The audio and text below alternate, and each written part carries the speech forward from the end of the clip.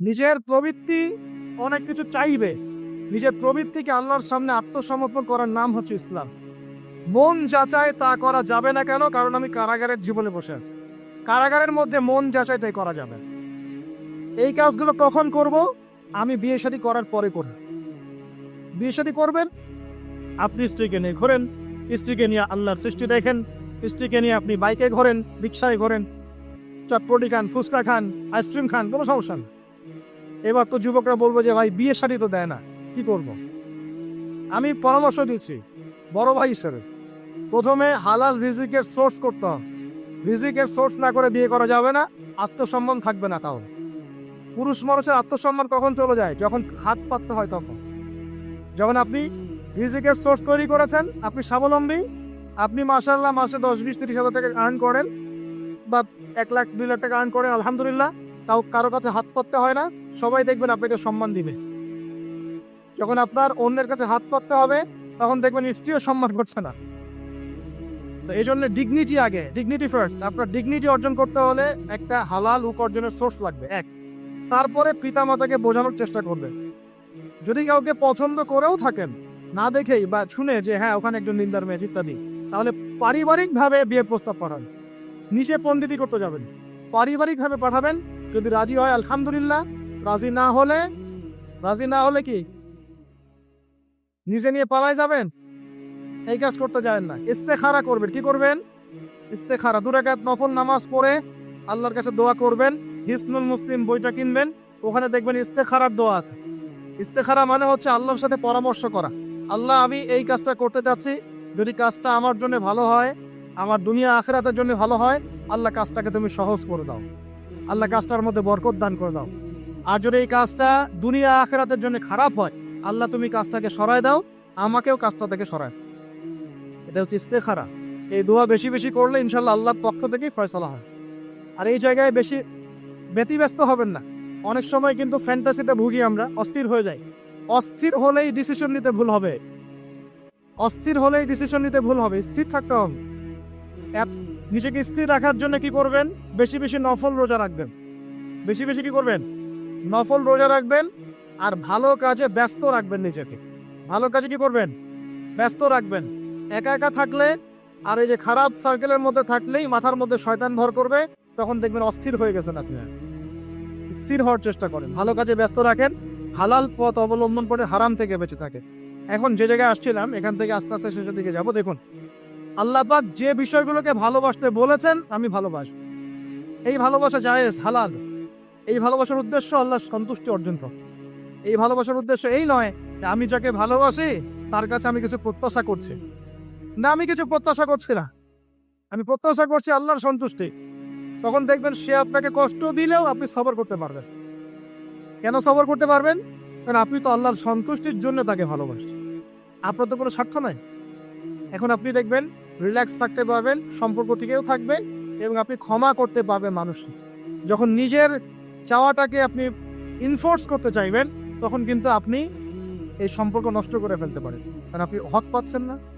সামনে আসেন। এবার আমরা কি ওয়াদা করতে পারি যুবক ভাইরা, ইনশাআল্লাহ তাআলা আমরা হারাম পথে যাব না, হালাল পথে থাকবো? পশ্চিমাদের এই মদতপৃষ্ঠ এই সো কল্ড ভালোবাসা দিবসের এই শোতে আমরা গা ভাসাবো না। আমরা কি ওয়াদা করতে পারি? আমরা কি ওয়াদা করতে পারি যে ইনশাআল্লাহ আমরা হালাল ভাবে বিয়ে শাদী করবো, কোনো হারামে যাবো না ইনশাআল্লাহ? এই সমাজ থেকে জেনা বন্ধ করতে হবে, এই সমাজ থেকে ফ্রি মিক্সিং বন্ধ করতে হবে, এই সমাজ থেকে সমস্ত পতিতালয়কে বন্ধ করতে হবে। বন্ধ করে আমরা সামাজিক উদ্যোগ নিয়ে, প্রয়োজনে আমাদের পলিটিক্যাল পাওয়ারকে কাজে লাগিয়ে সমস্ত পতিতালয়গুলো বন্ধ করে ওই মেয়েদের রিজিকের জন্য আমরা বিকল্প ব্যবস্থা করবো ইনশাআল্লাহ। আমরা টাকা পয়সা একত্রিত করে তাদের জন্য কর্মসংস্থান করতে পারি না? এইগুলো কাজ করে নারীর অধিকার প্রতিষ্ঠা করা যায় না? নাকি রাস্তাঘাটে গাড়ি স্লোগান দিয়ে প্রতিষ্ঠা করা যাবে? সমস্ত যে নোংরা জায়গাগুলো আছে এগুলো বন্ধ করে ওই মেয়েরা কিন্তু কারো মা, ওরা দেখবেন কারো বোন, কারো স্ত্রী বা কারো সহধর্মিনী কিছু একটা হবেন। তারাও কিন্তু মানুষ, হয়তো অন্ধকার জগতে হারিয়ে গেছে, দালালের খপ্পরে পড়েছে, বা পেটের দায় পরে কাজ করছে। যদি আমরা তাদের জন্য বিকল্প ব্যবস্থা করে দিতে পারি, আল্লাহ পাক আমাদেরকে তৌফিক দান করুন। তাদের জন্য কর্মসংস্থানের ব্যবস্থা করতে পারি, একটা মেয়েও এই হারাম পথে যাবে না ইনশাআল্লাহ। আমরা কি এভাবে নারীর অধিকার প্রতিষ্ঠা করতে পারি না? আমরা কি এতিম মেয়েদের দায়িত্ব নিয়ে করতে পারি না? আমরা কি সমাজের বিধবা মেয়েদেরকে বিয়ে করতে পারি না? তালাকপ্রাপ্ত মেয়েদের দায়িত্ব নিতে পারি না? মেয়েদের অধিকার নিয়ে অনেক কথা বলা হয়, কিন্তু এই কথাগুলো থাকে খালি বুলি, বাস্তবতা নয়। বাস্তবে কয়জন ছেলে এতিম একটা মেয়েকে বিয়ে করে দেখিয়েছে? কয়জন ছেলে একটা বিধবা মেয়েকে বিয়ে করার সাহস করেছে? কয়জন ছেলে একটা তালাকপ্রাপ্ত একটা মেয়েকে বিয়ে করে দেখিয়েছে হ্যাঁ আমি তার দায়িত্ব নিলাম? এবার দেখুন, শেষ করার আগে আমি এদিকে কয়েকটা পয়েন্টস বলে শেষ করছি। এখন আমরা বুঝতে পারলাম যে আল্লাহ পাক পুরো সৃষ্টি জগৎকে ভালোবাসেন। আল্লাহ পাক আমাকে ভালোবাসেন, আপনাকে ভালোবাসেন বলেই আজকে আপনি এখানে বসে আছেন। আল্লাহ পাক আপনাকে ভালোবাসেন বলেই লক্ষ লক্ষ কোটি কোটি মানুষ এখন জেনা করছে। আজকের দিনে আপনি ওয়াজ মাহফিলে বসে আছেন। আল্লাহ পাক আপনাকে ভালোবাসেন বলেই আপনি আল্লাহকে সেজদা দেওয়ার তৌফিক পেয়েছেন। আপনি লা ইলাহা ইল্লাল্লাহ কালিমা শিখেছেন। আপনি এই যে কোরআন পড়তে শিখেছেন, কোরআন পড়ছেন, হাদিস পড়ছেন, নবীর দ্বীনের প্রতি মহব্বত আছে। আল্লাহ আপনাকে ভালোবাসেন বলেই হচ্ছে। কখন বুঝবেন আল্লাহ আপনাকে ভালোবাসে? যখন আল্লাহ পাকের অনুমোদিত কাজগুলো আপনার ভালো লাগবে। নামাজ পড়তে ভালো লাগছে, রোজা রাখতে ভালো লাগছে, কোরআন তেলাওয়াত করতে ভালো লাগছে, আল্লাহ জিকির করতে ভালো লাগছে, আলেম ওলামার সাথে থাকতে ভালো লাগছে। ঠিক আছে, আল্লাহর হালাল কাজগুলো যখন ভালো লাগবে বেশি বেশি, বুঝবেন আল্লাহ আপনাকে নির্ঘাত মহব্বত করেন। আর যখন আল্লাহ পাকের নিষেধগুলো, হারাম, মদ আমার ভালো লাগে না, জেনা ভালো লাগে না, আমার খারাপ জিনিস দেখতে ভালো লাগে না, খারাপ শুনতে ভালো লাগে না, বুঝবেন আল্লাহ আপনাকে ভালোবাসেন। আর যখন দেখবেন খারাপের পিছনে আপনার ঝোঁক বেশি, দুর্নীতি করতে ভালো লাগে, সুদ খাইতে ভালো লাগে, ঘুষ খাইতে ভালো লাগে, কাউকে ঠকাইলে মনে আমি স্মার্ট হয়ে গেল, হ্যাঁ, মানুষের টাকা আত্মসাৎ করতে ভালো লাগে, নামাজ না পড়ে ঘুম দিতে ভালো লাগে, ঠিক আছে, রমজান মাসে বিড়ি টানতে ভালো লাগে, ঠিক আছে, মেয়ের সাথে যে টাঙ্কি মারতে ভালো লাগে, তখন বুঝবেন আল্লাহ আপনাকে এখনো ভালোবাসা, বা আপনি আল্লাহর ভালোবাসা পাওয়ার যোগ্যতা হারিয়ে ফেলেছেন। আল্লাহ পাক আমাদেরকে বোঝার তৌফিক দান করুন। এখন আসি, আল্লাহ পাক এবং তার রাসূল আমাদেরকে এমন কি কি কাজ বলেছেন যেই কাজগুলো করলে আমরা সরাসরি আল্লাহর ভালোবাসা পাবো, ঠিক নাই? আমি অল্প কয়েকটা কাজগুলো শেষ করছি। এক নাম্বার, আল্লাহ এবং তার রাসূল আমাদেরকে জানিয়েছেন আমরা যদি তাওহীদের উপর থাকতে পারি, একত্ববাদ, লা ইলাহা ইল্লাল্লাহ, আল্লাহর ভালোবাসা পাবো ইনশাআল্লাহ। যে ব্যক্তি শিরকের পাপে লিপ্ত আছে সে আল্লাহর ভালোবাসা পাবে না, যতক্ষণ না সে তওবা করে ফিরে আসে। অতএব আল্লাহর ভালোবাসা পাওয়ার জন্য এক নম্বর কাজ কি ভাই? আল্লাহর তাওহীদের কালিমা লা ইলাহা ইল্লাল্লাহ এর উপর থাকা, শিরক বাদ দেওয়া। শিরক সম্পর্কে জানার জন্য একটা বই পড়েন, কিতাবুত তাওহীদ। কি নাম বললাম? কিতাবুত তাওহীদ। একটাই পড়েন, দেখবেন ইনশাআল্লাহ শিরক কাকে বলে, কত প্রকার, কি কোন কোন কাজ করলে শিরক হয় সব জানতে পারবেন ইনশাআল্লাহ। এই বইটা একটু কঠিন, এই বইটার ব্যাখ্যা বের হয়েছে, ব্যাখ্যা যুক্ত বই কিনবেন এবং যেগুলো বুঝবেন না ওলামায়ে কেরামকে জিজ্ঞাসা করবেন, কারণ সবগুলো কিন্তু বুঝতে পারবেন।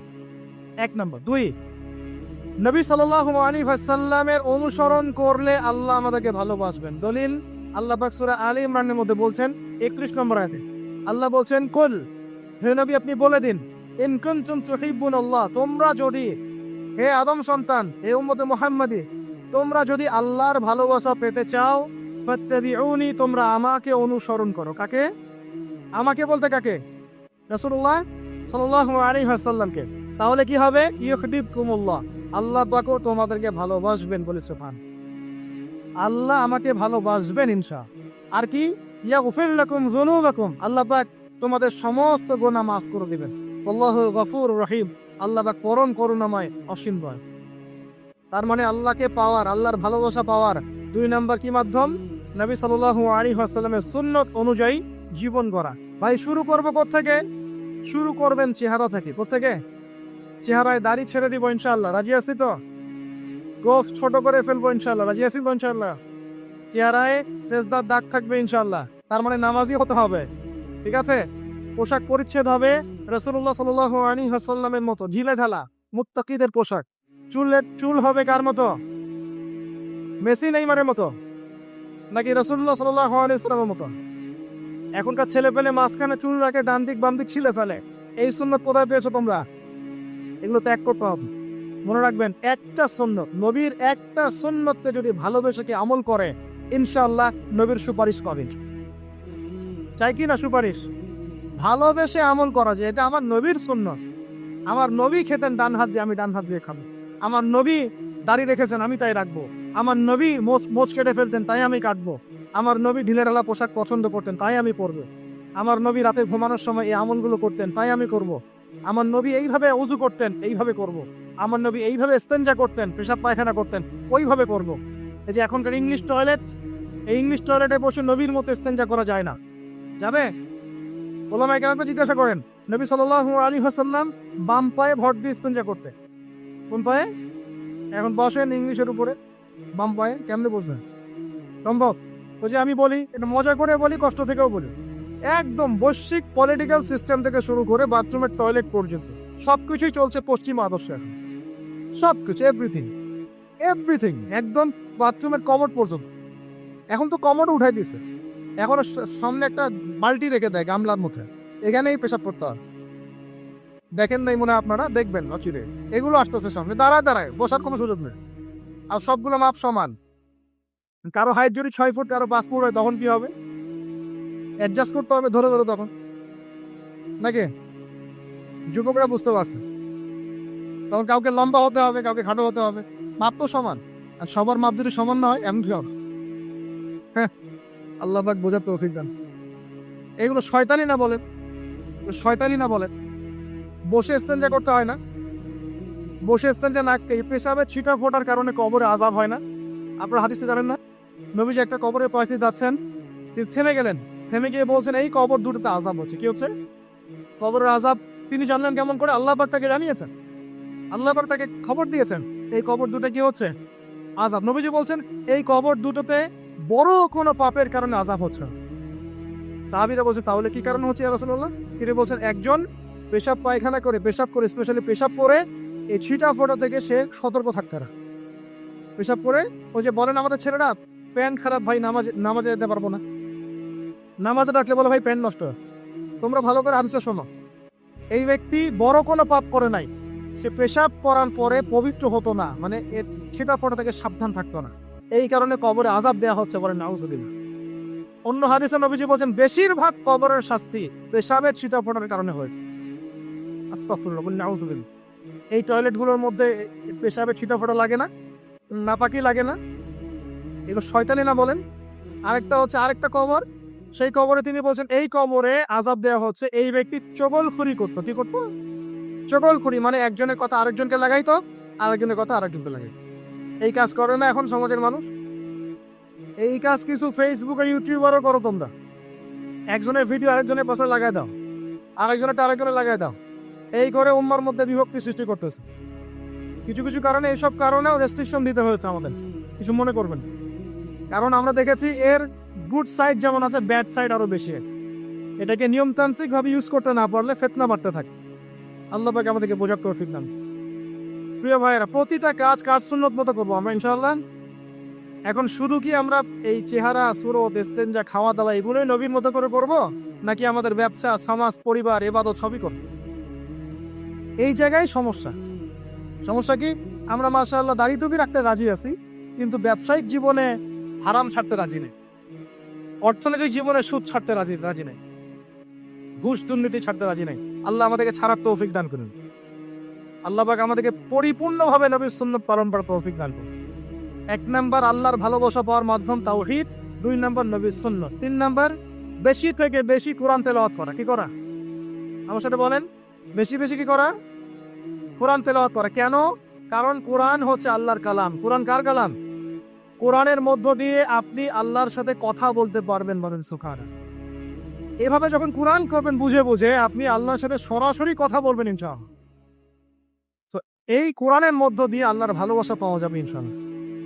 সর্বশ্রেষ্ঠ নফল আমলের মধ্যে একটা হচ্ছে কি? আল কোরআন তেলাওয়াত করা। আল্লাহ পাক আমাদেরকে তেলাওয়াত করার তৌফিক দান করুন। 3টা বললাম। 4 নাম্বার, বেশি থেকে বেশি আল্লাহর জিকির করা। কি করা ভাই? চলতে ফিরতে উঠতে বসতে অলওয়েজ সুবহানাল্লাহ, আলহামদুলিল্লাহ, লা ইলাহা ইল্লাল্লাহ, আল্লাহু আকবার, লা হাওলা ওয়ালা কুওয়াতা ইল্লা বিল্লাহ, এগুলো চলতে থাকবে। ঠিক আছে ইনশাআল্লাহ? চলতে ফিরতে পড়বেন আল্লাহুম্মা সাল্লি আলা মুহাম্মদ, আল্লাহুম্মা বারিক আলা মুহাম্মদ। ঠিক আছে? হাসবি আল্লাহু ওয়া নি'মাল ওয়াকিল, রাদিতু বিল্লাহি রাব্বান ওয়া বিল ইসলামি দীনান ওয়া বি মুহাম্মাদিন নাবিয়্যা। যত জিকির আজকার আছে চলতে ফিরতে অলওয়েজ করতে থাক। লা ইলাহা ইল্লাল্লাহ ওয়াহদাহু লা শারীকা লাহু লাহুল মুলক ওয়া লাহুল হামদ ওয়া হুয়া আলা কুল্লি শাইইন কাদির আস্তাগফিরুল্লাহাল্লাযী লা ইলাহা ইল্লা হুয়াল হাইয়ুল কাইয়ুম ওয়া আতুবু ইলাইহি লা হাওলা ওয়া লা কুওয়াতা ইল্লা বিল্লাহ। এগুলো পড়তে থাকবে। যে যত বেশি আল্লাহ জিকির করবে তার কলবে আল্লাহ তত বেশি নূর দিবেন ইনশাআল্লাহ। যার কলবে যত বেশি নূর সে তত বেশি আল্লাহর ভালোবাসা মহব্বত পাবে ইনশাআল্লাহ। কয়টা বলছি ভাই? 4টা। 1 নাম্বার কি ছিল? তাওহীদ। 2 নাম্বার নবীর সুন্নাত। 3 নাম্বার বলেন কোরআন তেলাওয়াত করা। 4 নাম্বার বেশি বেশি আল্লাহর জিকির করা। 5 নাম্বার স্পেশালি 5 নাম্বার বেশি বেশি আল্লাহর কাছে তওবা করা। কি করা? যে আল্লাহর কাছে তওবা করে আল্লাহ তাকে মহব্বত করেন। আলহামদুলিল্লাহ, যে আল্লাহর কাছে তওবা করে আল্লাহ তাকে মহব্বত করেন। আমাদের নবীজি প্রত্যেক দিন 70 থেকে 100 বার আল্লাহর কাছে তওবা করতেন। সুবহানাল্লাহ, পারা যাবে তো ইনশাআল্লাহ। 6 নাম্বারটা হচ্ছে বেশি বেশি নামাজ আদায় করা। কি করা? আল্লাহকে পাওয়ার জন্য শ্রেষ্ঠ মাধ্যম হচ্ছে সেজদা করা। কি করা? আর সেজদা করা হয় সবচেয়ে শ্রেষ্ঠ ভাবে নামাজের মধ্য দিয়ে। কিসের মধ্য দিয়ে? ওয়াদা করতে পারি তো ইনশাআল্লাহ 5 ওয়াক্ত নামাজ পড়বো রেগুলার। কোন রকম যদি বাধ্যবাধকতা না থাকে, ওজন না থাকে, তাহলে মসজিদে গিয়ে পড়বো ইনশাআল্লাহ। পারবো তো ইনশাআল্লাহ। রমজান মাসে নামাজ শক্ত করে ধরবো ইনশাআল্লাহ। ঈদের পর ছেড়ে দিব ইনশাআল্লাহ। ঈদের পর ছেড়ে দিব কি? ঈদের পরেও ধরে রাখতে হবে ইনশাআল্লাহ তাআলা। আমাদের সমাজে মাশাআল্লাহ রমজান মাসে সবাই পাক্কা মুসল্লি হয়ে যায়, তাই না? কারণ শিকল দিয়ে বাধা থাকে শয়তান, শয়তানও মুক্ত হয়। ঈদের দিন ঢাকঢোল ধুম ধারাক্কা গান বাজা শুরু হয়, তাই না? আল্লাহর ওয়াস্তে রমজানের শিক্ষাগুলো ধরে রাখবো ইনশাআল্লাহ তাআলা। আমরা সবাই 5 ওয়াক্ত নামাজ আদায় করবো ইনশাআল্লাহ রমজান মাসে। আর দৈনিক কমপক্ষে 12 রাকাত নফল নামাজ পড়বেন। সুন্নত বা নফল 12 রাকাত কমপক্ষে। কিরকম 12 রাকাত? ফজরের নামাজের আগে 2, জোহরের আগে 4, পরে 2, ঠিক আছে? 6 আর 2 8 হলো। মাগরিবের পরে 2, এশার পরে 2। এই 12 রাকাত নামাজ যে দিনের বেলা পড়ে, মানে একদিনে 24 ঘন্টায় পড়ে, আল্লাহ পাক তার জন্য জান্নাতে একটা করে ঘর নির্মাণ করে। হাদিস জানতেন? দৈনিক 12 রাকাত সুন্নত বা নফল পড়লে আল্লাহর কাছে একটা করে জান্নাতে ঘর পাওয়া যাবে। আর জান্নাত উর্বর জায়গা। আপনি যদি চান আপনার জায়গায় বেশি বেশি গাছ লাগাতে, খালি পড়বেন সুবহানাল্লাহিল আযীম ওয়া বিহামদিহি, সুবহানাল্লাহিল আযীম ওয়া বিহামদিহি। একটা একটা করে খেজুর গাছ জন্মাবে ইনশাআল্লাহ। বলবেন সুবহানাল্লাহি ওয়া বিহামদিহি সুবহানাল্লাহিল আযীম, আর বলবেন সুবহানাল্লাহিল আযীমি ওয়া বিহামদিহি। জান্নাতে গাছ রোপণ হবে ইনশাআল্লাহ। এটা গেল 6 নাম্বার, নামাজ বেশি বেশি পড়। 7 নাম্বার 7 নাম্বারটা হচ্ছে, আমি আর 4টা বলে শেষ করছি। 7 নাম্বারটা হচ্ছে যে সৃষ্টির সেবা করা। কি করা ভাই? একটা হাদিস আছে যে ইরহামু মান ফিল আরদ ইয়ারহামুকুম মান ফিস সামা। তোমরা জমিনবাসীর প্রতি রহম করো, আসমানবাসী তোমাদের উপর রহম করবে ইনশাআল্লাহ। আল্লাহর ভালোবাসা পাওয়ার অন্যতম মাধ্যম হচ্ছে জমিনবাসীর প্রতি রহম করেন।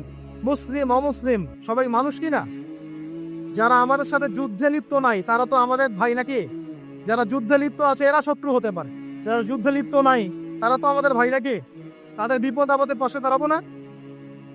একটা প্রাণীর অধিকার যদি আপনি রক্ষা করেন, একটা বিড়ালকে পানি না দেওয়ার অপরাধে এক মহিলা জাহান্নামে গিয়েছে, আর একটা কুকুরকে পানি পান করানোর সওয়াবের এই কাজের বিনিময়ে এক মহিলা জান্নাতে গিয়েছে। সুবহান। তো পশু পাখির অধিকার যেখানে ইসলাম কথা বলেছে, এখানে পুরো মাখলুকের প্রতি আমাদের রহম দিল থাকতে হবে। আমাদের সবাইকে দয়া ভালোবাসা দেখাতে হবে ইনশাআল্লাহ। আল্লাহ পাক আমাদেরকে ভালোবাসুন ইনশাআল্লাহ। 8 নাম্বারটা কি? এটা বেশি ইম্পর্টেন্ট শোনে। 8 নাম্বারটা হচ্ছে আল্লাহর জন্য কাউকে ভালোবাসা, আল্লাহর জন্য ঘৃণা করা। একটা এই যে হাদিসগুলো পড়তে পড়তে আমি আসলাম গাড়িতে। আল্লাহ পাক বলেছেন, শোনেন, আল্লাহ পাক বলেছেন কিয়ামতের মাঠে আল্লাহ পাক বলবে, নিজেই বলবে যে আইনা মুতাহাব্বুনা লিজালালি, আমার ইজ্জতের জন্য যারা পরস্পরকে ভালোবাসতো এরা কোথায়? আল্লাহ পাক ঘোষণা করবেন কোথায় তারা? যারা আমার জন্য পরস্পরকে ভালোবাসতো। আল্লাহ বলবেন আলিয়াউমা, আজকে আজিল্লুহুম, আমি ওদেরকে ছায়া দিব, ফি জিল্লি, আমার আরশের ছায়ায়। বলেন সুবহানাল্লাহ। ইয়াউমা লা জিল্লা ইল্লা জিল্লি, যেদিন আমার এই আরশের ছায়া ছাড়া অন্য কোনো ছায়া থাকবে না। মানে কিয়ামতের মাঠে আল্লাহর আরশের ছায়ায় ছায়া পাবে কারা? যারা পরস্পরকে আল্লাহর জন্য ভালোবাসতো। এই যে আমরা এখানে আছি, আমরা কি একে অপরকে আল্লাহর জন্য ভালোবাসি না? আমি কি আপনাদেরকে চিনি? আপনারা কি আমাকে চিনেন? এই যে আপনারা আলেমুন আমাদেরকে ভালোবাসেন, ইসলামকে ভালোবাসেন, কিসের জন্য বাসেন? আল্লাহর জন্য। এই আল্লাহর জন্য যারা পরস্পরকে মহব্বত করে, আল্লাহ পাক তাদেরকে আরশের ছায়ায় ছায়া দিবেন। আরো একটা নেকি আছে, বলবো শোনেন। আরেকটা হাদিসে আসছে, কিয়ামতের মাঠে স্পেশাল কিছু মিম্বর থাকবে। মিম্বর চিনেন? যেখানে দাঁড়ায় ইমাম সাহেব খুতবা দেয়, এরকম মিম্বর থাকবে। এই মিম্বর গুলো হবে নূরের মিম্বর। কিসের নূর? মানে কি? আলো। আলো আলো নূরের মিম্বর থাকবে। কিয়ামতের মাঠে কি আলো থাকবে? এমনিতে মাঠটা তো অন্ধকার। ওই অন্ধকার মাঝে নূরের মিম্বর আল্লাহ পাক দিবেন কাদেরকে? যারা পরস্পরকে এই আল্লাহর জন্য মহব্বত করত। আর নবীগণ, শহীদগণ তাদের দিকে তাকায় থাকবে। তাকায় নবীগণ, শহীদগণ পর্যন্ত এই মানুষগুলোকে দেখে ঈর্ষা করবে, কাশ আমরাও যদি এমন হতে দেব। চিন্তা করে, আল্লাহর জন্য পরস্পর মহব্বতকারীদেরকে আল্লাহ পাক এমন সম্মান দিবেন যেটা দেখে নবীগণ পর্যন্ত ঈর্ষা করতে থাকে। তাহলে আমরা কি আল্লাহর জন্য পরস্পরকে মহব্বত করতে পারি কিনা? এটা হলো 8-9 নাম্বার। আল্লাহর জন্যই ঘৃণা করতে হবে। আল্লাহর জন্য ঘৃণা কেমন? যেমন কেউ ইসলামকে পছন্দ করে না, কটূক্তি করে, ইসলামের এইটা ভালো না, ওইটা ভালো না, ইসলামের সাথে দুশ্মনী করে ভিতর থেকে বাইরে থেকে, আপনি ওদেরকে ভালোবাসতে পারবেন না। যদি আল্লাহর দুশ্মনদের সাথে আপনার ভালোবাসা থাকে, তাহলে আপনি আল্লাহর দুশ্মনের কাতারে অন্তর্ভুক্ত হয়ে যান। এখন বলেন দেখি, সারা বিশ্বে ইসলামের দুশ্মন কারা? বলেন। গায়রিল মাগদুবি আলাইহিম ওয়ালাদ-দাল্লিন। মাগদুব কারা, দল্লিন কারা? এটা তো অনেকেই জানে না। সাহাবীরা বলছেন, ইয়া রাসূলুল্লাহ, এখানে যে আমরা বলছি গায়রিল মাগদুবি আলাইহিম ওয়ালাদ-দাল্লিন, আল্লাহ আমাদেরকে মাগদুবদের থেকে বাঁচাও, দল্লিনদের থেকে বাঁচাও।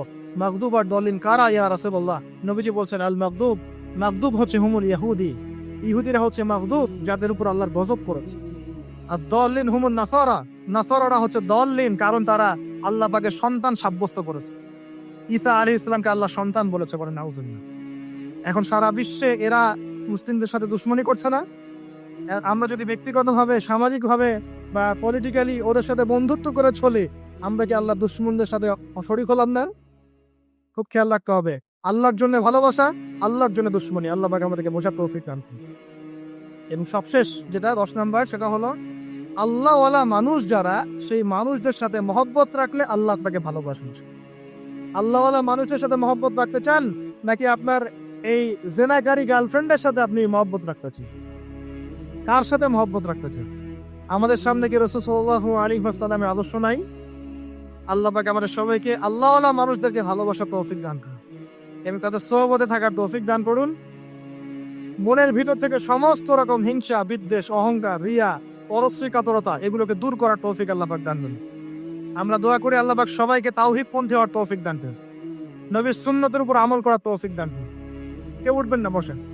নবী সাল্লাল্লাহু আলাইহি ওয়াসাল্লামের উম্মত হিসেবে তার সুন্নতকে সর্বোচ্চ অগ্রাধিকার দেওয়ার তৌফিক দান করুন। আল্লাহ পাক আমাদের সবাইকে আল্লাহ যাদেরকে ভালোবাসতে বলেছেন তাদেরকে ভালোবাসার তৌফিক দান করুন। আল্লাহ পাকে বেহায়া দিবসের সব বেহায়ামি থেকে আমাদেরকে হেফাজত করুন। এই নগ্নতা, অশ্লীলতা, পর্নোগ্রাফি, হারাম সম্পর্ক থেকে আল্লাহ আমাদেরকে বাঁচান। আল্লাহ পাক আমাদেরকে মাদক থেকে বাঁচান। আল্লাহ পাক আমাদেরকে পরস্পরকে আল্লাহর জন্য ভালোবাসার তৌফিক দান করুন। আল্লাহ পাক আমাদের সবাইকে আরশের ছায়া পাওয়ার তৌফিক দান করুন। আল্লাহ পাক আমাদের সবাইকে বেশি বেশি কোরআন তেলাওয়াত এবং নামাজ পড়ার তৌফিক দান করুন। আসন্ন রমজানে আল্লাহর ইবাদত করে সমস্ত গুনাহ মাফ করিয়ে নেওয়ার তৌফিক আল্লাহ পাক দান করুন। আল্লাহ পাকের বরকত কি দেখেছেন কখনো চোখ দিয়ে? আল্লাহ পাকের বরকত বলে একটা কথা আছে না? আছে না? আচ্ছা, বরকত কি জিনিস আপনি কি চোখে দেখতে পারেন? এমন একজন সালাফের কথা পড়লাম যিনি 40 বছর বেঁচে ছিলেন। কত বছর? 40 বছর। এই 40 বছরে তিনি প্রায় 300টা বই লিখেছেন। কয়টা? 300টা। এখন বলেন, আমরা এখানে যারা বসে আছি অনেকে 40 পার করে ফেলছি না? আমরা এই 40 বছরে কিছু করতে পেরেছি? এই 40 বছরে একটা মানুষ 300টা বই লিখতে পারে? তাহলে আমরা বুঝতে পারছি যে তাদের সময়ের যে বরকত আর আমাদের হায়াতের বরকত এক না। বরকত সম্পূর্ণ ভিন্ন জিনিস, যেটা আমরা চাক্ষুষ দেখা জ্ঞান দিয়ে বিশ্লেষণ করতে পারবো না। পারবো না। আরো বুঝাচ্ছি, দেখুন, রাসূলুল্লাহ সাল্লাল্লাহু আলাইহি ওয়াসাল্লাম সারাদিনে কত কাজ করতেন। তাহাজ্জুদ পড়তেন, শেষ রাত্রে উঠতেন, রাতের এক অংশ ঘুমাতেন, আরেক অংশ উঠতেন, উঠে তাহাজ্জুদের নামাজ পড়তেন, লম্বা কেরাত, মানে এক রাকাতে প্রায় 4 পারা কোরআন তেলাওয়াত করেছেন। এক রাকাতে 4 পারা। আমরা তো 4টা আয়াত পড়লেই একদম তাড়াতাড়ি রুকু করতে হবে, দাঁড়ায় থাকতে পারতেছি না। তাই নামাজ তো ডিজিটাল এখন। যুগের সাথে সাথে নামাজও কি ডিজিটাল। অনেক মসজিদে নামাজ পড়লে মনে হয় ইমাম সাহেব পেশাব পায়খানা চাপ নিয়ে নামাজ পড়াচ্ছে মনে হয়, তাড়াতাড়ি নামাজ শেষ করতে পারলে বাঁচে। আবার দেখা যায় মাঝে মাঝে যে নামাজ মানুষ পড়াচ্ছে, পড়তেছে না, মানে নামাজ পড়ানোর দায়িত্ব সে পালন করছে, নামাজ নিজে পড়তেছে না। তো এই ডিজিটাল নামাজ না, নবী সাল্লাল্লাহু আলাইহি ওয়াসাল্লাম এক রাকাতে 4 পারা কোরআন তেলাওয়াত করেছেন, প্রায় 4.5 পারা তাহাজ্জুদের নামাজে। তখনই তো গিয়ে পা ফুলবে। এই যে পা ফুলতো, এমনি এমনি পা ফোলে? কতক্ষণ দাঁড়ায় থাকলে একটা মানুষের পা ফোলে? তো নবী সাল্লাল্লাহু আলাইহি ওয়াসাল্লামের পা ফুলে যেত, পা মোবারক ফুলে যেত। লম্বা সালাত পড়তেন, সালাতের পরে আবার কিছুক্ষণ ডান কাতে শুয়ে থাকতেন সুন্নত পড়ে। বেলাল রাদিয়াল্লাহু আনহু এসে ডাক দিতেন, তিনি গিয়ে মসজিদ নববীতে নামাজ পড়াতেন। ফজরের নামাজও হতো লম্বা, কিরাত হতো লম্বা। নামাজের পরে আবার সাহাবীদের সাথে কথাবার্তা বলতেন, দ্বীনি বিষয়ে মোজাকারা করতেন। তারপরে ইশরাকের নামাজ পড়তেন, চাষতের নামাজ পড়তেন, পরিবারের দেখাশোনা করতেন, দিন প্রচার করতেন, রুজি রুটির ব্যাপার ছিল। এই সারাদিন যে এতগুলো কাজ তিনি করতেন, একদিনে একটা মানুষ এত কাজ করতে পারে? তো নবী সাল্লাল্লাহু আলাইহি ওয়াসাল্লামের জীবনের বরকত আমার জীবনের বরকত কি সমান? তাহলে বলেন, বরকত কি আমি চাক্ষুষ জ্ঞান দিয়ে প্রমাণ করতে পারবো? এরকম অনেক বিষয় আছে ইসলামে যেটা চাক্ষুষ জ্ঞান দিয়ে প্রমাণ করা যায় না। কবরের আযাব দেখেছেন? কেউ কি প্রমাণ করতে পারবে? আপনি কি ফেরেশতাকে দেখেছেন যারা এখন এখানে ঘিরে রেখেছে জায়গাটা? এই জায়গাটা কি ফেরেশতারা ঘিরে রাখে নাই? আল্লাহ রাসূল কি সেই কথা বলেন নাই? কিন্তু আমরা কি প্রমাণ করতে পারবো এখন? আপনি চাক্ষুষ জ্ঞান দিয়ে পারবেন না। কবরের আযাব প্রমাণ করতে পারবেন না। স্বপ্ন মাঝে মাঝে দেখেন, সত্য হয় কি হয় না? মুমিনের স্বপ্ন সত্যি হবে কি হবে না? আখিরুজ জামানে মুমিনের স্বপ্ন বেশি বেশি সত্য হবে। তো সত্য স্বপ্নের কি ব্যাখ্যা দিবেন? কোনো ব্যাখ্যা নাই। আপনি কি জান্নাত জাহান্নাম দেখেছেন? দেখেন নাই। মিজান পুলসিরাত দেখেছেন? রূহ, আপনার শরীরে একটা রূহ আছে, আত্মা, এটা কি দেখেছেন? এখন এই যে বিষয়গুলো দেখা যায় না, আধ্যাত্মিকত্ব, বারাকা, আল্লাহর নূর, কবরের আযাব, পরকাল, ফেরেশতা, জিনজাতি, তো এগুলোকে আমরা তো বাহ্যিক জ্ঞান দিয়ে ব্যাখ্যা করতে পারবো না, পারবো? তাই বলে কি এগুলোর অস্তিত্ব নাই? বলেন, এগুলোর অস্তিত্ব আছে কি নাই? যদি এগুলোর অস্তিত্ব কেউ বিজ্ঞান দিয়ে প্রমাণ করতে চায় পারবে? যুক্তি দিয়ে প্রমাণ করতে চাইলে পারবে? কোনো দর্শন দিয়ে প্রমাণ করতে চাইলে পারবে? পারবে না। তাহলে এখানে একটা বিষয় হচ্ছে, আল্লাহর পক্ষ থেকে যা নাজিল হয়েছে চোখ বন্ধ করে বিশ্বাস করতে হবে। এখন এই চোখ বন্ধ করে বিশ্বাস করলে পরে মানুষ আপনাকে বলবে ধর্মান্ধ। কি বলবে? এবং ইসলামের এই মৌলিক বিষয়গুলোকে যদি আপনি চোখ বন্ধ করে মেনে চলেন, এখনকার বিশ্বের মানুষ আপনাকে বলবে আপনি মৌলবাদী। এখন আপনি বলেন, ইসলামের মৌলিক বিষয়গুলোকে মেনে না চললে কি কেউ মুসলিম হতে পারবে কিনা? পারবে?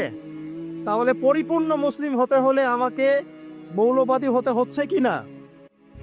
আমি এটা দিয়ে কি বুঝাচ্ছি? বুঝাচ্ছি আল্লাহ পাকের নাজিল করা প্রতিটা বিষয়কে চোখ বন্ধ করে মানতে হবে। কিছু বিষয় আমার বুঝে আসবে, কিছু বিষয় আমার বুঝে নাও আসতে পারে। এখন যতগুলো বিষয় বললাম, একটাও কি ব্যাখ্যা করতে পারবেন? কিন্তু এগুলো আপনাকে মানতেই হচ্ছে, কারণ আপনি মুসলিম। আল্লাহ বলেছেন, রাসূল বলেছেন, আমি মেনেছি।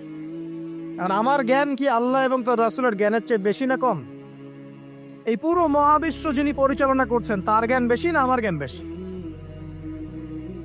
এই পুরো মহাবিশ্বের শত কোটি গ্যালাক্সি আছে, এক একটা গ্যালাক্সিতে হাজার হাজার সৌরজগৎ আছে। এরকম শত সহস্র গ্যালাক্সি নিয়ে একটা আসমান গঠিত হয়। এরকম 7টা মহাদেশ আছে, 7টা মহাবিশ্ব আছে। এই 7 মহাবিশ্বের উপরে আছে কুরসি, ওয়াসিআ কুরসিয়ুহুস সামাওয়াতি ওয়াল আরদ। তার উপরে আছে মহাসাগর, যার গভীরতা 500 বছরের পথ। তার উপরে আছে আল্লাহ রাব্বুল আলামিনের আরশে আজিম। আল্লাহ রাব্বুল আলামিন এই আরশের উপর সমুন্নত। সেই মহান আল্লাহকে আমরা বলি আল্লাহু আকবার। কি বলি? এই যে আল্লাহু আকবারের মর্ম বুঝলেন?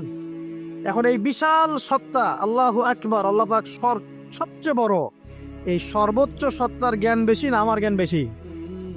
তার পক্ষ থেকে যখন কোরআন এবং হাদিস নাজিল হচ্ছে, আমাকে তো চোখ বন্ধ করেই মানতে হবে, নাকি আমি যুক্তি দিব? হ্যাঁ, কিছু বিষয় আমার বুঝে আসবে, কিছু বিষয় আমার বুঝে নাও আসতে পারে। কিছু বিষয় আমি সায়েন্স দিয়ে প্রমাণ করতে পারবো, কিছু নাও পারতে পারি। কিছু আমি দর্শন দিয়ে প্রমাণ করতে পারবো, কিছু নাও পারতে পারি। যেগুলো পারছি না সেগুলো আমার বা আমাদের জ্ঞানের সীমাবদ্ধতা। কথা কি বুঝতে পারছেন? এটা আল্লাহ পাকের জ্ঞানের বা আল্লাহ পাকের ওহির কোনো ত্রুটি নয়। আল্লাহর ওহির কোনো ত্রুটি আছে? এটা আমার জ্ঞানের সীমাবদ্ধতা। আসেন সামনে যাই। যে কথাটা বলতে গিয়ে এদিকে আসলাম, দেখুন এমন অনেক বিষয় আছে যেগুলো আমরা খালি চোখে ব্যাখ্যা করতে পারবো না। আমরা যে যুগটাকে আইয়ামে জাহিলিয়াত বলছি, ওই যুগটাতে যে সমস্যাগুলো ছিল, যে পাপগুলো ছিল, সেগুলো এখনকার বিশ্বে আরো অনেক উঁচু লেভেলে বিরাজ করছে। যেমন এই যে আপনারা বললেন, একটা পাপ ছিল শিরক। সরাসরি মূর্তি পূজা বলছি না, আমরা বলছি কি শিরকের পাপ ছিল। ওই আইয়ামে জাহিলিয়াতের মানুষগুলো শিরকের পাপে নিমজ্জিত ছিল। তারা শুধু মূর্তির পূজাই করতো এমনটা নয়, তারা কবরেরও পূজা করত, তারা মৃত মানুষেরও পূজা করত, তারা কেউ কেউ নাস্তিকতায়ও বিশ্বাসী ছিল। সূরা মুমিনুন পড়লে দেখবেন তাদের মধ্যে একটা আকীদা ছিল, ইন হিয়া ইল্লা হায়াতুনা দুনিয়া নামুতু ওয়া নাহইয়া।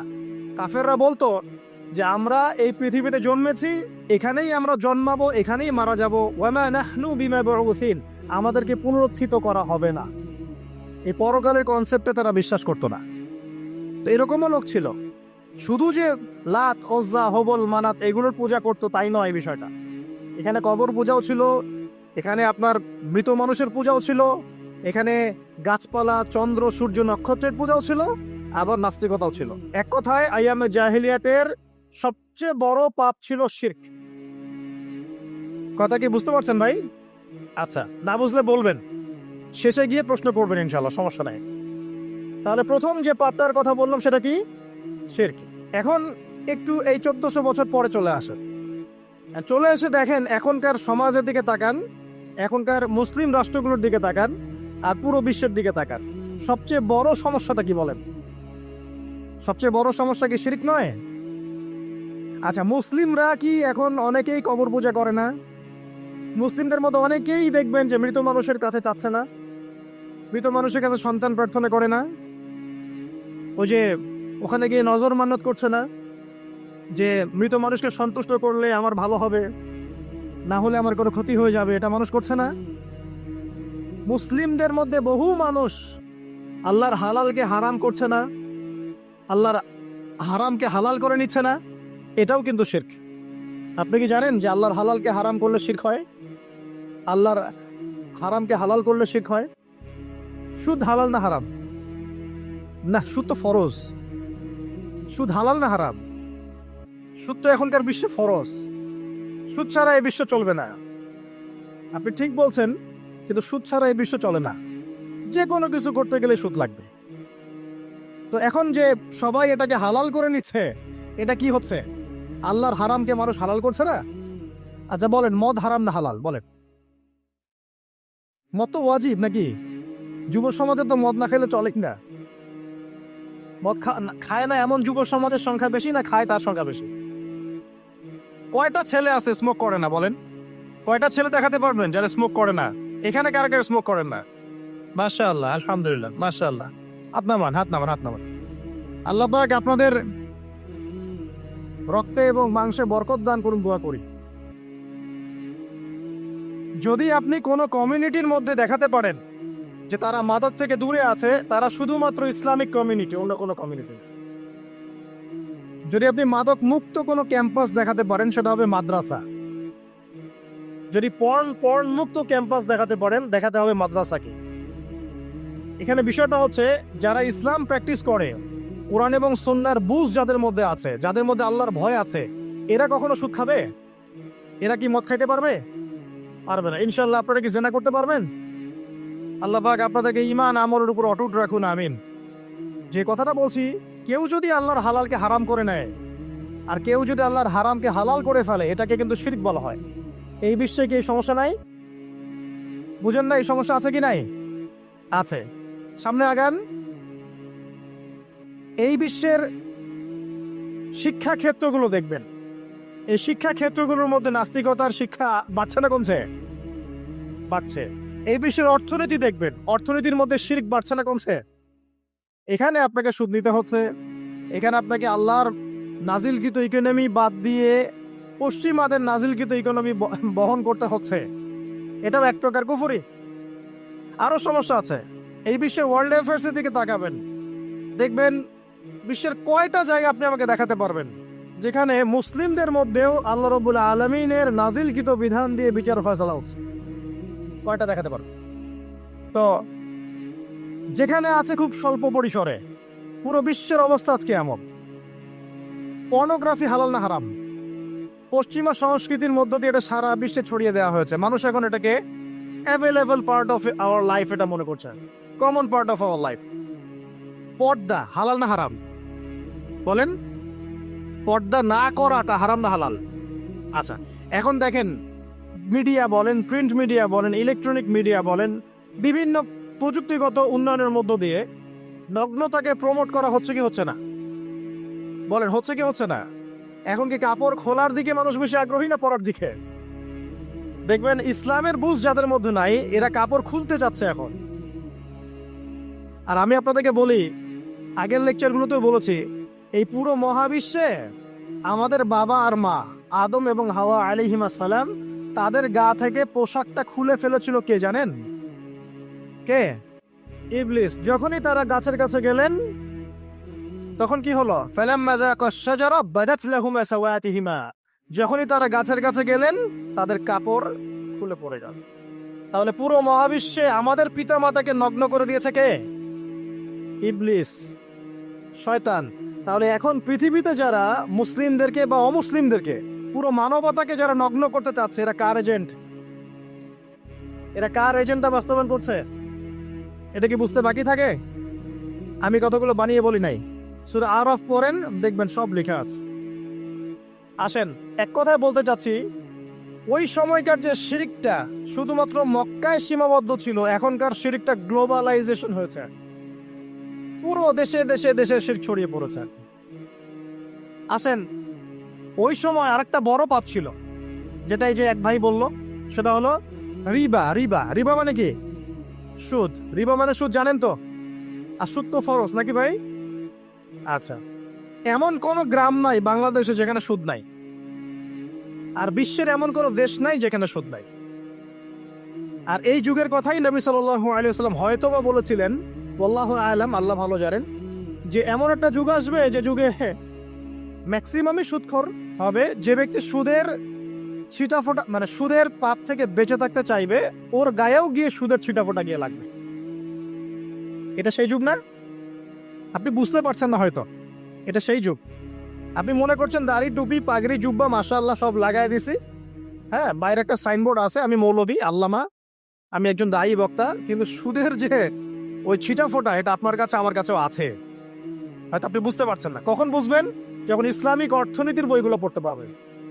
আর শুধু ইসলামিক অর্থনীতির বই যথেষ্ট না, এর পাশাপাশি আমাদের দরকার এই প্রচলিত যে IMF, ইন্টারন্যাশনাল মনিটারি সিস্টেম, এর নীতিগুলো জানা।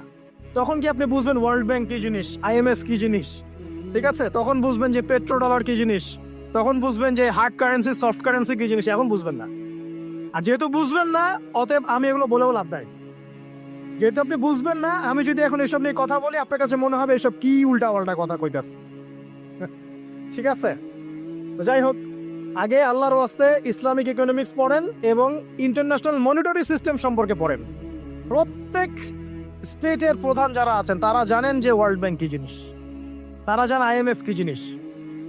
ঋণের এমনি এমনি কোনো কান্ট্রিকে তারা ঋণ দিবে না, একটা বিশাল বড় সুদের জালে ওদেরকে ফেলবে, তারপর জনগণের রক্ত চুষে সুদ শোধ করতে হবে। আর যারা পারবে না, ওরা যে শ্রীলঙ্কার মধ্যে দেউলিয়া হয়ে যাবে। ও কেন দেউলিয়া হয়ে গেছে? বিকজ ও ঋণ শোধ করতে পারছে না, বাস দেউলিয়া। তো যাই হোক, পড়াশোনা করেন। আমি একজন স্কলারের নাম বলে দেই, এক লেকচারে তো সব বলে দেওয়া সম্ভব না। সম্ভব? আমি রাস্তা দেখাচ্ছি আপনাদেরকে। আপনারা আল্লামা তকি উসমানীর বইগুলো পড়েন, নাম শুনেছেন? আচ্ছা, নাকি এখন বলবেন যে উনি তো হানাফি মাযহাবের, আমি তো আহলে হাদিস পড়বো না, এটা বলবেন নাকি? আল্লামা তকি উসমানী এই বিশ্বের সবচেয়ে বড় আলেমদের একজন। আল্লামা তকি উসমানী এই বিশ্বের সবচেয়ে রিনাউন্ড আলেমদের একজন। তার ইসলামিক অর্থনীতির যে পুরো সিরিজ আছে, আল্লাহর ওয়াস্তে বাসায় কিনে একবার পড়ে দেখেন অর্থনীতি কি জিনিস, আপনি কিসের উপর দাঁড়িয়ে আছে। পড়া যাবে না ইনশাল্লাহ? আপনি তাকে ভালো যদি নাও বাসেন, তাও পড়ে দেখেন, মনে করেন আপনি একটা কমিউনিটির মধ্যে আছেন বা একটা সংগঠনে আছেন বা একটা ঘরানার মধ্যে আছেন, তাহলে কি অন্য ঘরানার বইপত্র পড়া যাবে না? হারাম হয়ে গেছে নাকি? এই যে সংকীর্ণ মানসিকতা থাকলে ভাই হেদায়েত পাওয়া যাবে না। আর আপনি যে মনে করছেন আমি একদম হকের উপর আছি, আপনি সঠিক পথে আছেন ঠিকই, তবে এটা সঠিক ভুল পথ। কথা বুঝতে পারছেন না? আপনি মনে করছেন যে আমি একদম চূড়ান্ত সঠিক বিষয়ের উপর আছি। হ্যাঁ, আপনি সঠিক বিষয়ের উপর আছেন ঠিকই, বাট আপনি সহি একটা ভুল পথে আছেন। এটা বুঝবেন পরে, যখন জ্ঞানের পরিধি বাড়তে থাকবে তখন বুঝবেন যে সহি পথ কোনটা, সহি ভুল পথ কোনটা। মুসলিমদের মধ্যে ফাটল সৃষ্টি করে জান্নাতে যাওয়া যায় না। যায়? পুরো মুসলিমরা একটা উম্মাহ, এবং যারাই মুসলিম উম্মার মধ্যে ফাটল সৃষ্টি করতে চায় এরা উম্মার বন্ধু নয়, শত্রু। মুসলিম উম্মার মধ্যে কোনো ফাটল সৃষ্টি করবেন না। সবার মাঝখানেই হৃদ্যতা, ভালোবাসার বন্ধন থাকবে। যদি বিভিন্ন ধর্মের মানুষ একসাথে বসবাস করতে পারে একটা দেশে, তাহলে বিভিন্ন তরিকা এবং মাযহাবের মানুষও একসাথে থাকতে পারবে একটা দেশে ইনশাআল্লাহ। আমরা আমাদের মাঝে ইখতিলাফি বিষয় থাকতে পারে, কিন্তু দিন শেষে আমরা সবাই মুসলিম ইনশাআল্লাহ। দিন শেষে ইসলামের জন্য দাঁড়াতে হলে দল, মত, মাযহাব, তরিকা নির্বিশেষে সবাই একসাথে দাঁড়াবে ইনশাআল্লাহ। আল্লাহ পাক আমাদের হৃদয়টাকে প্রশস্ত করুন, আমিন। জাহেলিয়াতে 2 নম্বর সমস্যা ছিল রিবা। এই রিবা সম্পর্কে আগে বলি যে এখন আল্লাহ পাক কি বলেছেন। আল্লাহ পাক বলছেন যে ইয়ামহাকুল্লাহু রিবা ওয়া ইউরবিস সাদাকাত। আপনি যদি দান সদকা করেন, যাকাত দেন, যাকাত ভিত্তিক অর্থনীতি চালু করেন, আল্লাহ পাক আপনার সম্পদকে বাড়িয়ে দিবেন সব। আর আপনি যদি রিবার মধ্যে যান, আল্লাহর বক্তব্য হচ্ছে, এটা আমার কথা না, আল্লাহ পাক বলছেন আপনার সম্পদ সংকুচিত হয়ে আসবে। এখন আপনার ডিসিশন, আপনি কি করতে চান করতে পারেন, আমাদের কিচ্ছু বলার নাই। লাকুম দীনুকুম ওয়ালিয়া দিন, আপনার বুঝ আপনার, আপনার দিন আপনার, আমার দিন আমার। আল্লাহ বলছেন ফাযাক্কির ইন্নামা আনতা মুযাক্কির, উপদেশ দাও তুমি, তুমি উপদেশ দাতা। লাস্তা আলাইহিম বিমুসাইতির, কারো প্রতি তুমি দারোগা নও। আল্লাহ বলছেন আপনি সুদে থাকলে সম্পদ সংকুচিত হবে, যদি ছেড়ে দেন, যাকাত দেন, ব্যবসা ভিত্তিক ইকোনমি চালান, আপনার সম্পদ বাড়বে ইনশাআল্লাহ। কি করবেন, ডিসিশন কার? আপনার। আল্লাহ পাক বলছেন ইয়া আইয়ুহাল্লাযীনা আমানু, হে মুমিনগণ, ইত্তাকুল্লাহ। শোনেন ভাই, আল্লাহ বলছেন ইত্তাকুল্লাহ, তোমরা আল্লাহকে ভয় করো। ওয়া যারু মা বাকিয়া মিনার রিবা, সুদের অবশিষ্ট সব অংশ ছেড়ে দাও। সুদের অবশিষ্ট সব টাকা ছেড়ে দাও। ওয়া ইল্লা ইন কুনতুম মুমিনিন, যদি প্রকৃতপক্ষেই তোমরা মুমিন হয়ে থাকো তাহলে ছেড়ে দাও। ওয়া ইল্লাম তাফআলু, যদি তোমরা না করো। কে বলছেন? আল্লাহ। যদি তোমরা এটা না করো তাহলে আল্লাহ কি বলছেন? ফাআযানু বিহারবিন মিনাল্লাহি ওয়া রাসূল, আল্লাহ এবং তার রাসূলের সাথে যুদ্ধের ঘোষণা শুনে রাখো। এটা কার কথা? এখন আপনি যদি চান আল্লাহর পক্ষে যুদ্ধ করতে পারেন, আপনি চাইলে আল্লাহ এবং তার রাসূলের বিপক্ষেও যুদ্ধ করতে পারেন। আপনাকে কি বাধা দিবে? দিবে না। ডিসিশন কার? ডিসিশন আপনার। নবী সাল্লাল্লাহু আলাইহি ওয়াসাল্লাম আরো বলেছেন যে, আপনারা জানেন হাদিসটা, নতুন কোন হাদিস বলছি না, আপনারা জানেন, প্রত্যেক আলেম জানেন, প্রত্যেক মাযহাবের ইমাম জানেন। কি সেটা? যে সুদের পাপের 70 বা 73টা শাখা আছে। কয়টা? 73 বা 70টা শাখা আছে। তার সবচেয়ে নিম্ন শাখা হচ্ছে নিজের মাকে বিয়ে করা।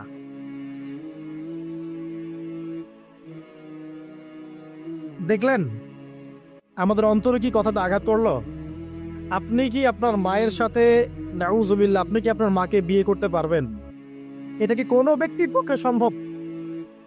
কিন্তু নবী সাল্লাল্লাহু আলাইহি ওয়াসাল্লাম বলছেন 73 শাখার সবচেয়ে নিম্ন শাখা হচ্ছে সে ব্যক্তি যেন তার মাকে বিয়ে করলো। আর সর্বোচ্চ শাখা কি? ওই যে আল্লাহ এবং তার রাসূলের সাথে কি করা? যুদ্ধ করা। আরেকটা হাদিস আছে, নবী সাল্লাল্লাহু আলাইহি ওয়াসাল্লাম বলেছেন 4 শ্রেণীর মানুষ আছে, এদেরকে আমি সমানভাবে অভিশাপ দিলাম। কয় শ্রেণী? 4 শ্রেণী। জাস্ট শুনে রাখেন হাদিসগুলা। আমি জানি এই বিশ্বে আপনি এই হাদিসগুলোর উপর ইমপ্লিমেন্টেশনে যেতে পারবেন না, এটা আমি বুঝি, কিন্তু আকীদা ঠিক থাকতে কি কোনো সমস্যা আছে? একটা মানুষ পাপ করে, জেনে করে যে হ্যাঁ আমি জানি এই কাজটা খারাপ, ঠিক আছে? আর একটা মানুষ মনে করে না এটা করলেও হয়, না করলেও হয়, কোনো সমস্যা নাই। আরেকটা মানুষ মনে করে যে না আমি একটা ডাহা পাপ করছি, এটা থেকে বেঁচে থাকা আমার উচিত ছিল কিন্তু আমি পারছি না, যে আমি মানি না এসব বিধান টিধান, যা ভালো মনে হবে দুনিয়ার জন্য করব। এরা কি সবাই সমান? একজন মানুষ যে জানে যে এটা খারাপ কাজ কিন্তু বাধ্য হয়ে সে করতে হচ্ছে, সে ব্যক্তি তো ওর চেয়ে কিছুটা হলেও উত্তম নাকি যে ব্যক্তি দেধারসে পাপ করছে? আচ্ছা, ওই যে এক ছেলে বলেছিল আমাদেরকে মেসেজ করে যে আমি একটা মেয়েকে খুব ভালোবাসি হুজুর, তাকে বিয়ে করতে চাই, এখন ওই মেয়ের বাসার লোকজন রাজি হচ্ছে না। তো এই ছেলের মধ্যে কি চেতনাটা কি, সে প্রেম করছে ঠিকই, হারাম অ্যাফেয়ার্সে আছে ঠিকই, কিন্তু সে তাকে বিয়ে করতে চায়, ওটা হালাল করতে চায়। আর এক ছেলে মেসেজ করছে, সে বলছে যে আমি এরকম জেনায় লিপ্ত ছিলাম, এখন আমি কি করব, আমি কি ওগুলো ছেড়ে দিয়ে ফিরে আসব, নাকি আমি ওই মেয়ের সাথেই যেন অব্যাহত রাখবো? এই দুই ব্যক্তি কি সমান? সমান না। এটাই বুঝাচ্ছি আপনাদেরকে। দেখুন, 4 শ্রেণীর মানুষের কথা নবীজি বলেছেন। এক শ্রেণী হচ্ছে সেই ব্যক্তি যে নিজে সুদ খায়। কারা কারা খাই? এবার হাত উঠান, কারা কারা খান? আলহামদুলিল্লাহ। দ্বিতীয় শ্রেণী যারা খায় না কিন্তু মানুষকে দেয়। এবার দেন কারা কারা? আচ্ছা। 3 নাম্বার, খায়ও না দেয়ও না, খায়ও না দেয়ও না, সাক্ষী থাকে। সাক্ষী আছেন কারা কারা? সাক্ষী অনেক জনে আছে। আচ্ছা, মাশাআল্লাহ, লা ইলাহা ইল্লাল্লাহ। 4 নাম্বার, খায়ও না দেয়ও না, সাক্ষীও থাকে না, লিখে রাখে। এবার লেখেন কারা কারা? এইবার তো মুশকিল। এখানে তো অনেক বিসিএস ক্যাডার আছেন মনে হয়, এবং অনেক এমন এমন সেকশনে জব করছেন যেখানে লিখতে হচ্ছে নাকি। তো এই 4 শ্রেণীর মানুষকে নবী সাল্লাল্লাহু আলাইহি ওয়াসাল্লাম কি করেছেন ভাই, আমি শোনাই আপনাকে খালি। আল্লাহ নবী বলেছেন যে আমি 4 শ্রেণীর মানুষকে সমানভাবে অভিশাপ দিয়ে গেলাম, এতটুকু বলেছেন। এবার আপনি যদি মনে করেন যে নবী সাল্লাল্লাহু আলাইহি ওয়াসাল্লামের অভিশাপ কাঁধে নিয়ে আমার আমলগুলো কবুল হচ্ছে, বা আমি কবরের অ্যান্সার দিতে পারবো, প্রশ্ন উত্তর, আমি মিজান, এই মিজানের দাড়ি পাল্লা আমার নেকির পাল্লা ভারী হবে, বা আমি রাসূল সাল্লাল্লাহু আলাইহি ওয়াসাল্লামের সুপারিশ পাবো, হ্যাঁ, বা আমি রাসূলের সাথে জান্নাতে থাকতে পারবো, আমি বলবো এই চিন্তাটা হবে একটা অলিক প্রসূত কল্পনা, আর কিছু না। এখন তওবা করেন আমার সাথে, বলেন আজকে থেকে কোনো রকমের সুদি কারবারে থাকবো না। তওবা করেন, বলেন আস্তাগফিরুল্লাহ আল্লাযী লা ইলাহা ইল্লা হুয়াল হাইয়ুল কাইয়্যুম ওয়া আতুবু ইলাইহি। তওবা করলেন তো? ভ্যান চালাই খাবেন, রিক্সা চালাই খাবেন, কৃষিকাজ করে খাবেন, ব্যবসা করে খাবেন, ছোট্ট একটা মুদির দোকান করে খাবেন, যদি কিচ্ছু করতে না পারেন রাস্তায় মুচিগিরি করে হলে খাবেন, সেলুনে বারবার হয়ে খাবেন, তারপরে সুদের দিকে যাবেন না ইনশাআল্লাহ। পারবেন? আপনার রিজিক কি আপনার হাতে না আল্লাহর হাতে? না, আমাদের রিজিক তো আমাদের হাতে। যে ব্যক্তি মনে করে রিজিক আল্লাহর হাতে, সে কি কখনো ঘুষ নিতে পারে? সে অন্যের সম্পদ আত্মসাৎ করতে পারে? সে অন্যের জমি সিজ করতে পারে? সে দুর্নীতি করতে পারে? সে সুদ খাইতে পারে? কেন খায়? কারণ সে মনে করে রিজিকের মালিক সে নিজেই। এগুলো করলে তার সম্পদ বাড়বে, না করলে সম্পদ বাড়বে না, এই কারণেই তো সেই কাজগুলো করে। আর আমি খুব ভালোই বুঝি, অ্যাটলিস্ট আমি খুব ভালোই বুঝি যে এই কাজগুলো ব্যক্তিরা কেন করে। উত্তর শুনবেন? উত্তর হচ্ছে পরিবারের জন্য। কার জন্য? পরিবারের জন্য। মা, বৃদ্ধ মা আছে দেখতে হবে, 2 বাবা আছে দেখতে হবে, স্ত্রী আছে, আর স্ত্রী মাশাআল্লাহ একদম ফেমিনিস্ট, তার চাহিদা পূরণ করতে তার হিমশিম খেতে হয়। হ্যাঁ, একটা শাড়ি নেবে 20,000, ঠিক আছে, স্ত্রীর চাহিদা অনেক, গহনাগাটির অনেক চাহিদা, আর না দিলে তো আবার সমস্যা, বাসায় গেলে তো মানসিক টর্চার সেলে রেখে দিবে। এখনকার বেশিরভাগ পুরুষই কিন্তু নির্যাতনের শিকার। এখনকার বেশিরভাগ পুরুষ কিন্তু নির্যাতনের শিকার। ম্যাক্সিমাম বাসায় গিয়ে দেখবেন টর্চার, এক একটা রিমান্ডের সেলের মতো, বুঝছেন? এবং এটা 7 দিন 5 দিন 7 দিনের রিমান্ড না, এটা লাইফ টাইম রিমান্ড, মানে পুরো জীবন ধরে এই রিমান্ড চলবে আর কি। তো এই যে সমস্যা, তা কার কার জন্য করি? পরিবার, সন্তান, পিতা মাতা, আত্মীয় স্বজন, এগুলোর জন্য। কিন্তু একটা কথা শোনেন আমার, আমরা যখন মারা যাব না, আমরা মারা গেলে পরে 40 দিন তারা আমাদেরকে মনে রাখবে কিনা সন্দেহ আছে। বিশ্বাস করছেন না? এই যে আমাদের অনেক আত্মীয় স্বজন মারা গেছে না, বছরে একটা বারও কি কবরস্থানে কেউ গিয়েছে? বা হয়তো যায়, মৃত্যুবার্ষিকী ওই দিন যায়, তাই না? দেখেন, আমরা কিন্তু আস্তে আস্তে ভুলে গিয়েছি তাদেরকে, আমরা ব্যস্ত হয়ে গেছে। ঠিক একইভাবে তারাও আমাদেরকে ভুলে যাবে। এই জন্যে আমি বারবার আপনাদেরকে মনে করে একটা কথা, আমার জীবন থেকে উপলব্ধি করি একটা কথা, যে একমাত্র আল্লাহ ছাড়া এই পৃথিবীতে এবং পরকালে আমাদের আপন বলে কেউ নাই। বাকি সবাই সবার স্বার্থের জন্য আছে। মানুষ মানুষের অবস্থানকেই মূল্যায়ন করে, মানুষ মানুষের অবস্থানকেই মূল্যায়ন করে। আল্লাহ রাব্বুল আলামিন আপনার ভিতরটাকে ভালোবাসেন। দেখেন, আপনি যখন নামাজ পড়েন নাই, আল্লাহ পাক কিন্তু আপনাকে ধ্বংস করে দেন নাই। আল্লাহ পরম করুণাময় আপনাকে হেদায়েত দিয়ে নামাজি বানিয়ে দিয়েছেন। জীবন অনেক পাপ করেছেন, ইনস্ট্যান্ট আল্লাহ পাক শাস্তি দিতে পারতেন, আল্লাহ পাক দেন নাই। আল্লাহ আপনাকে ভালোবাসেন, আল্লাহ আমাকে ভালোবাসেন। আল্লাহ পাকের এই ভালোবাসার ঋণটা শোধ করার জন্য হলেও নামাজি হয়ে যান, আল্লাহর পথে ফিরে আসেন, দিনের জন্য কিছু করেন, দিনের ফিকির করেন, পড়াশোনা করেন। প্রিয় ভাইরা, আল্লাহ পাক তৌফিক দান করুন। দেখুন, এই রিবা থেকে দূরে থাকার জন্য একটা হাদিস যথেষ্ট, যে 4 শ্রেণীর মানুষকে আল্লাহ রাসূল সাল্লাল্লাহু আলাইহি ওয়াসাল্লাম লাআনত করেছেন, অভিশাপ দিয়েছেন। ইনশাআল্লাহ আজকের লেকচার যাদের কানে যাবে, আমরা যদি না খেয়েও মরে যাই, আল্লাহ পাক না খেয়ে মারবেন না ইনশাআল্লাহ। রিজিক আছে, খাবো ইনশাআল্লাহ। কিন্তু হয়তো বা অভাব হবে, টাকা পয়সা একটু কম হতে পারে, অন্যের 10 তলা ফ্ল্যাট হবে, আমার হবে না। ঠিক আছে, অন্যের এত বিঘা বিঘা জমি আমার হয়তো হবে না, কিন্তু ইনশাআল্লাহ তাআলা এই যে দুনিয়ার মুসাফিরের জীবনটা, এটা মুসাফিরের জীবন না? মুসাফিরের জীবনটা কেটেই যাবে ইনশাআল্লাহ। কাটবে না? যে কোনো ভাবে কেটে তো যাবেই ইনশাআল্লাহ। এই যে পরকালের জীবনটা একটা চেতনার শক্তি, জানেন? দুনিয়াতে যত বাধা বিপত্তি আসুক, গাল মন্দ খান, গীবত তহমত খান, কষ্ট হোক, নির্যাতন হোক, একটা বিষয় মনের মধ্যে শান্তি দেয়। কি শান্তি? যে এই দুনিয়ার জীবনটা তো আর চিরস্থায়ী নয়, এটা তো আর সারা জীবন থাকবে না। ইনশাআল্লাহ এই অবস্থা আস্তে আস্তে পরিবর্তন হয়ে যাবে। ফাইন্না মাআল উসরি ইউসরা, পরকালে ইনশাআল্লাহ পাবো। দুনিয়াতে না পেলে কি হয়েছে, পরকালে পাবো ইনশাআল্লাহ। যুবক ভাই, এসব জেনা ছেড়ে দেন, আল্লাহ রাব্বুল আলামিন আপনার জন্য হুর রেখেছেন জান্নাত, ইনশাআল্লাহ পাবেন ইনশাআল্লাহ। এটা ছেড়ে দেন, সুদ ছেড়ে দেন, আল্লাহ পাক আপনার জন্য হাউজে কাউসার রাখছে ইনশাআল্লাহ। ঠিক আছে, অন্যায় পাপ ছেড়ে দেন, আল্লাহ রাব্বুল আলামিন আপনার জন্য জান্নাত রেডি করে রাখছে ইনশাআল্লাহ। এই দুনিয়ার জীবনটা ধোঁকা, একটা ছোট্ট জীবন, পুরা ধোঁকা, কিচ্ছু নাই এর মধ্যে। আমার কথা শোনেন, এই দুনিয়ার জীবনে কিছুই নাই। চারপাশে অনেক কিছু মনে হবে, আপনার বাড়ি আছে, গাড়ি আছে, স্ট্যাটাস আছে, টাকা পয়সা, প্রতিপত্তি সব আছে। আদতে আপনি একা, আদতে আপনাকে একাই কবরে যাওয়া লাগবে, একাই আল্লাহর সাথে হিসেব নিকেশ দিতে হবে। কেউ নাই সাথে, আমাদের সাথে কেউ নাই। কিন্তু আপনি মনে করছেন যে সেলিব্রিটিজম বড়, আমি পলিটিক্যাল নেতা হয়েছি, আমাকে সবাই চেনে, আমি ইকোনমিক সেক্টরে লিড দেই, রাষ্ট্রকে লিড দেই, আমি ধর্মতাত্ত্বিক ক্ষেত্রে লিড দেই, আমাকে দেখলে মানুষ বাহবা দেয়, ইত্যাদি ইত্যাদি। দিন শেষে আমি একা, আপনিও একাই। আমাকেও একাই যেতে হবে, আপনাকেও একাই যেতে হবে। এগুলো সব চারপাশের খালি অন্ধ মোহ, আর কিছু না। তো এই মোহের মধ্যে ঢুকে পড়বেন না, আল্লাহ পাক তৌফিক ইনায়াত করুন। নবী সাল্লাল্লাহু আলাইহি ওয়াসাল্লাম বারবার বলতেন, আল্লাহুম্মা ইন্নী আউযু বিকা মিন ফিতনাতিদ দুনিয়া, বলতেন না? হে আল্লাহ, আমি এই দুনিয়ার ফিতনা থেকে তোমার কাছে আশ্রয় প্রার্থনা করছি। ওয়া ইন্নী আউযু বিকা মিন ফিতনাতিন নিসা, আমি মহিলাদের ফিতনা থেকেও আশ্রয় প্রার্থনা করছি। আরো দোয়া করতেন, আল্লাহুম্মা ইন্নী আউযু বিকা মিন আযাবিল কবর, হে আল্লাহ, আমি কবরের আযাব থেকে আশ্রয় প্রার্থনা করছি। ওয়া আযাবি জাহান্নাম, জাহান্নামের আযাব থেকে আশ্রয় প্রার্থনা করছি। ওয়া মিন ফিতনাতিল মাহইয়া ওয়াল মামাত, জীবন মৃত্যুর ফিতনা থেকে আশ্রয় প্রার্থনা করছি। ওয়া মিন শাররি ফিতনাতি